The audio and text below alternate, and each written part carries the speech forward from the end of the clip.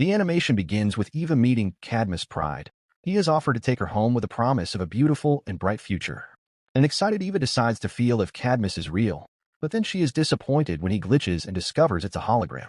However, her disappointment wasn't for long as another human alights the ship. He playfully interacts with Eva as he blames the competence of the hologram to be an outdated version. Eva couldn't hold her excitement to finally meet a live human. She touched his skin just to be sure he wasn't another hologram. The human isn't comfortable with aliens around him, although Eva lets him know that they are her friends. Ravender doesn't trust this human. Eva introduces Ravender and Otto to the human identified as Haley. He is surprised that Eva could actually understand their language. Just as they converse, another human comes off the ship. He overhears Eva's discussion with the aliens and feels she has gone feral. Eva, on the other hand, is so delighted to meet her second-ever human. He introduces himself as Vampa and offers them a seat on board. Eva doesn't need an invitation party, as her excitement gets the best of her. They are all headed to New Attica, as Eva allows her curiosity to ask over 1,000 questions. On the other hand, Rovi still doesn't trust these humans as he keeps a close watch on them. They finally arrive at Attica. Haley and Vampa bid them farewell, saying the humans are all waiting for her. Eva is amazed at how beautiful the city looks once her transport that would take her to New Attica arrives. She notices that Rovi and Otto have stopped walking with her. They let her know that they won't continue the journey with her. With an eyes waiting to burst up with tears, Eva bids them farewell. Rovi advises her and assures her that he will always be with her. In an emotional farewell, she departs for New Attica.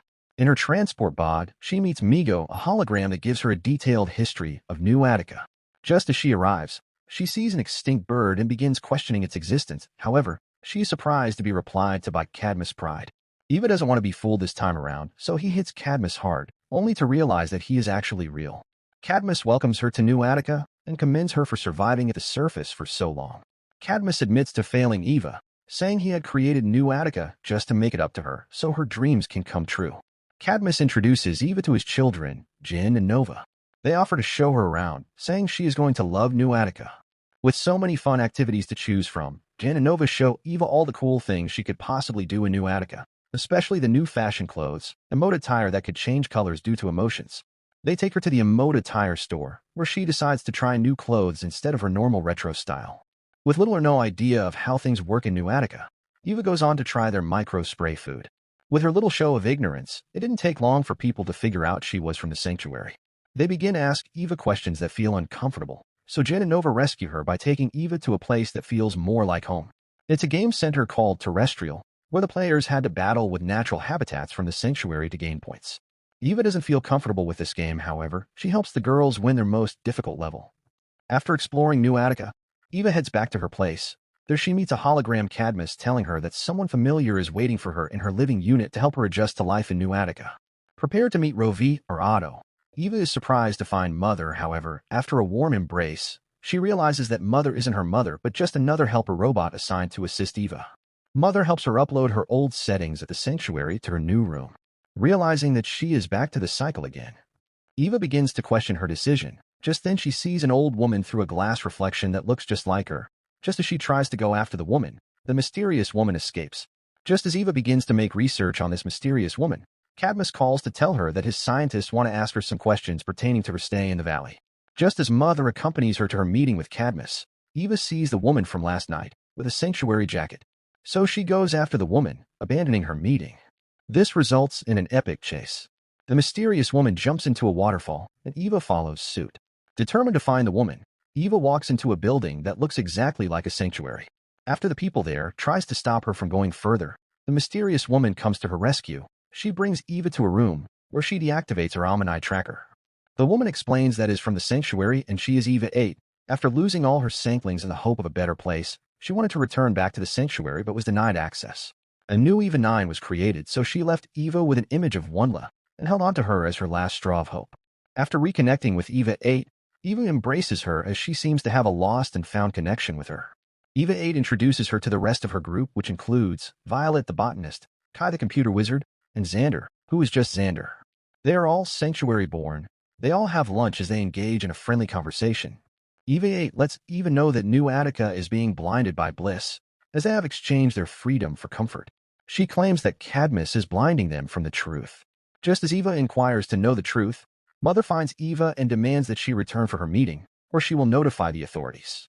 Eva 8 offers to accompany Eva 9 to her meeting with Cadmus.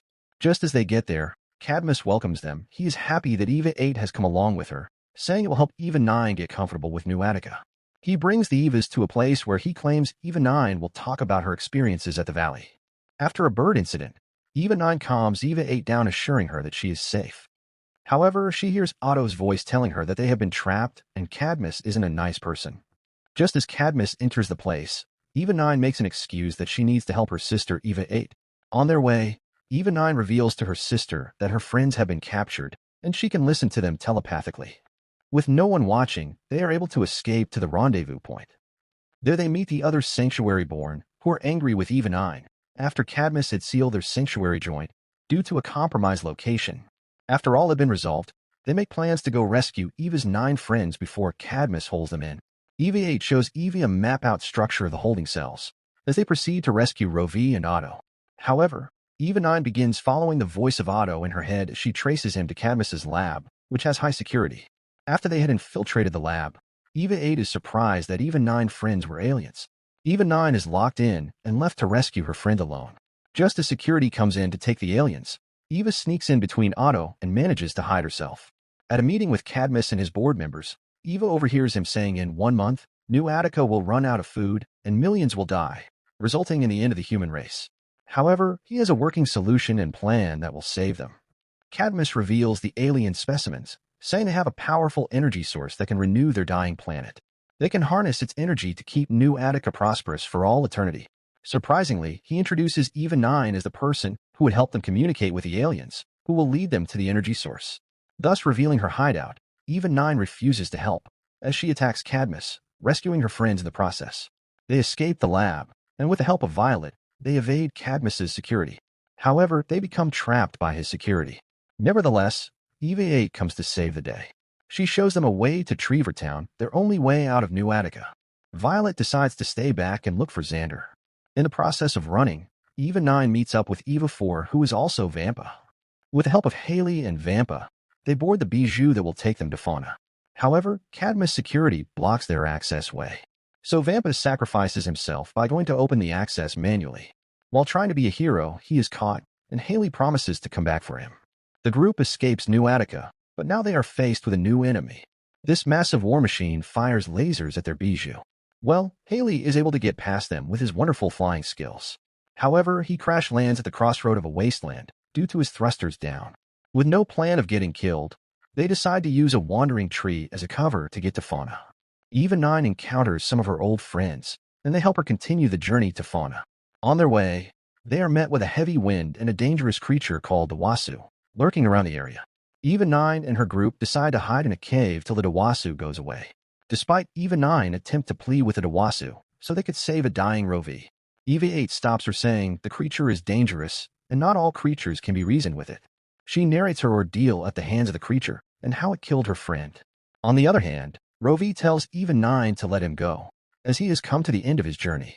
However, Eva 9 vows never to let go of him.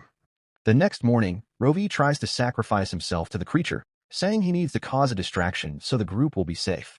Eva 9 soon notices this and tries to stop him.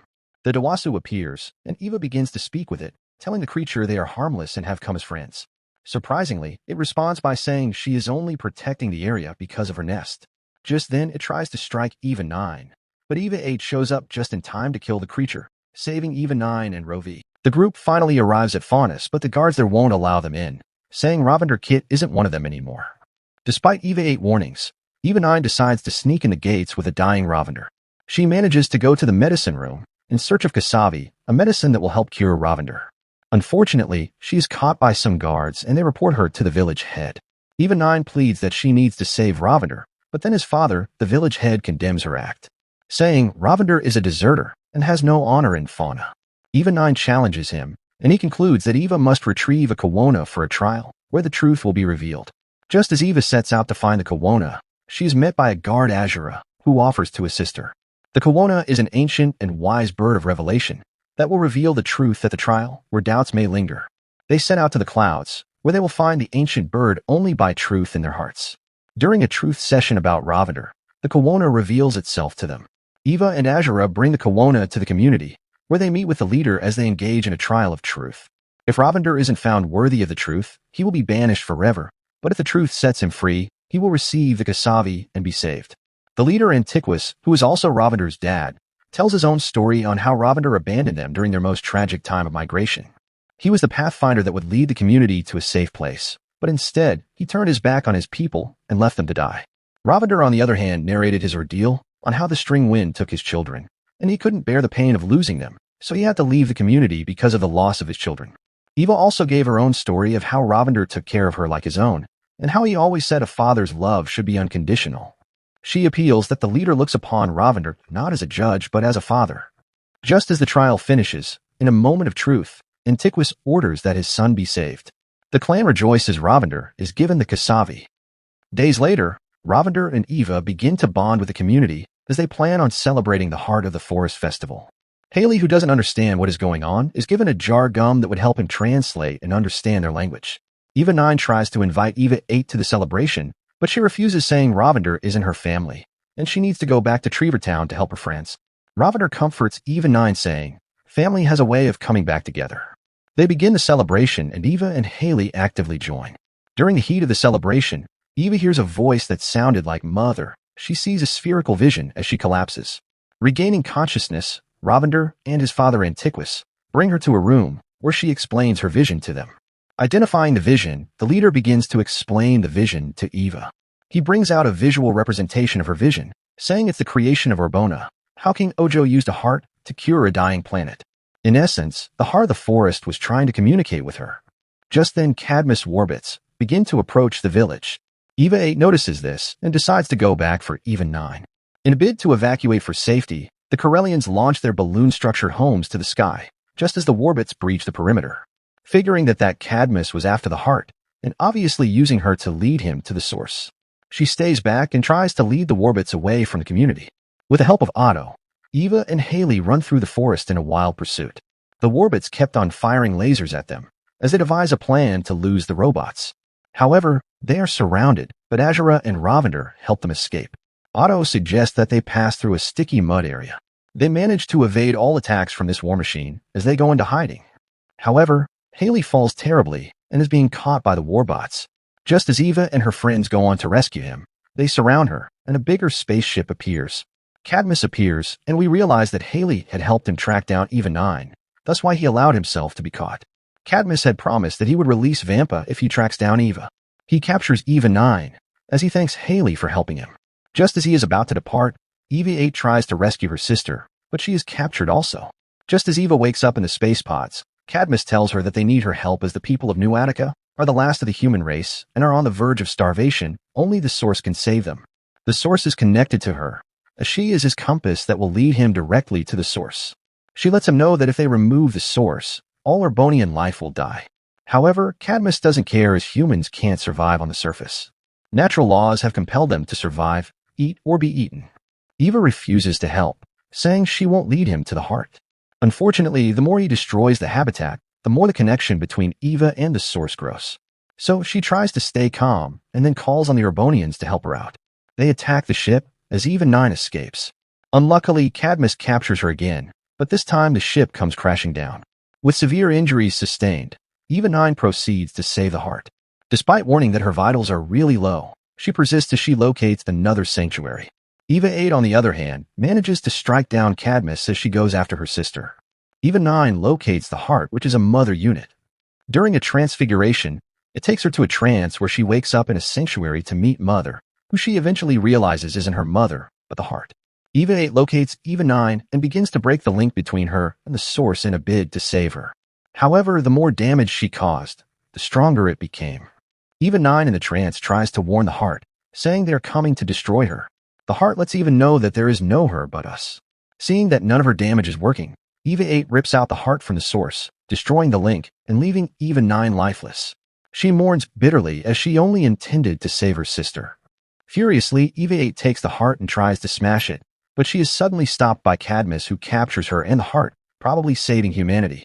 The show titled WONLA Season 2 Episode 1-7 then came to an end. Kindly subscribe for more recap like this. Thanks for watching and goodbye.